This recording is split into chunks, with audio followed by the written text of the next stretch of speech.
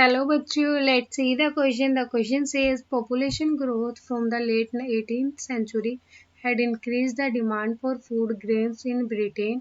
As urban centers expanded and industry grew, the demand for agriculture products went up, pushing up food grain prices. इसमें बोल रहा है बच्चों 18वीं शताब्दी के उत्तरार्ध में जो जनसंख्या वृद्धि ने ब्रिटेन में खाद्यान्न की मांग को बढ़ा दिया था और जैसे जैसे शहरी केंद्रों का विस्तार हुआ और उद्योग का विकास हुआ, कृषि उत्पादों की मांग बढ़ती गई जिससे खाद्यान्न की कीमतें बढ़ी।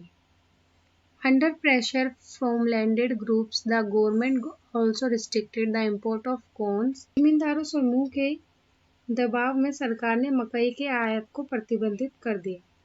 The laws allowing the government to do this were commonly known as the corn laws.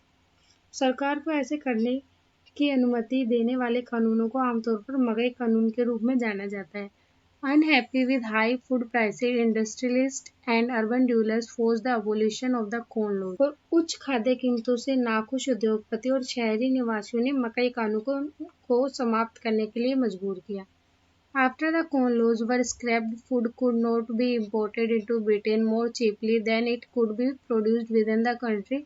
British agriculture was unable to compete with an imports. Vast areas to land were now left uncultivated and thousands of men and women were thrown out of work. They flocked to the cities or migrated overseas. जो मकई कानून को खत्म कर दिए जाने के बाद जो देश के भीतर जितना उत्पादन किया जा सकता है उससे कहीं अधिक सस्ते में ब्रिटेन में भोजन का आयात किया जा सकता था।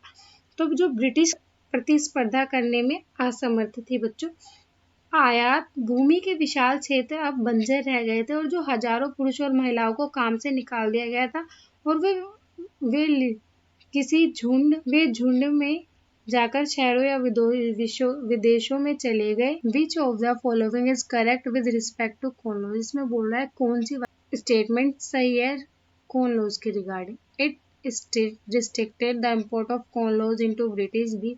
It also restricted the export of corn. Option only A, option B, only B, option C, both A and B. After the abolition of corn laws, the corn prices in Britain dash. Option A remained unaffected, option B increased, option C decreased, option D became most. Question C. What can you conclude after reading the given source? यह स्रोत को पढ़ने के बाद आप क्या निष्कर्ष निकाल सकते हैं? Option A, excess import of corn led to unemployment in Britain. Option B, the food prices only fell. Option A, only A. Option B, only B. Option C, both A and B. Option D, none of these. Option D. Fourth question, the price of agriculture product was rising in Britain due to option A, rising population, option B, scrapping of corn laws, option A, only A, option B, only B, option C, both A and B, option D, none of these. Key concept of this question is corn laws. One of a series of laws in force in grain before 1846 prohibiting or discouraging the importation of grain. 1846 से पहले great Britain में अनाज के आयात को प्रतिबंधित या हतोत्साहित करने वाले कानून को मकई कानून कहते हैं। फर्स्ट क्वेश्चन में हमसे बोल रहा था कि which of the following is correct with respect to corn laws. Corn laws के रिगार्डिंग कौन सी वाली स्टेटमेंट सही है? It restricted the import of corns into British. It also restricted the export of corn. Option A, only A, option B, only B, option C, both A and B, option D, none. Final answer is option A. It restricted the import of corn into the British. Second में बोल रहा है हमसे after the abolition of corn prices in Britain. जो मकई का कानून खत्म होने के बाद ब्रिटेन में मक्के के दाम क्या हुआ? The final answer is option C, decreased. What can you conclude after reading the given source? इस स्रोत के पढ़ने के बाद आप क्या निष्कर्ष निकाल सकते हैं? Option A, excess the imports of corn laws led to unemployment in Britain. B, the food prices fell. Option A, only A. Option B, only B. Option C, both A and B. Option D, none of these. The final answer is option C, both A and B. Excess import of corn led to unemployment in Britain. The food prices fell. Next question में बोला the price of agriculture product was rising in Britain due to. Britain में कृषि उत्पादों की कीमत किसके कारण बढ़ रही थी?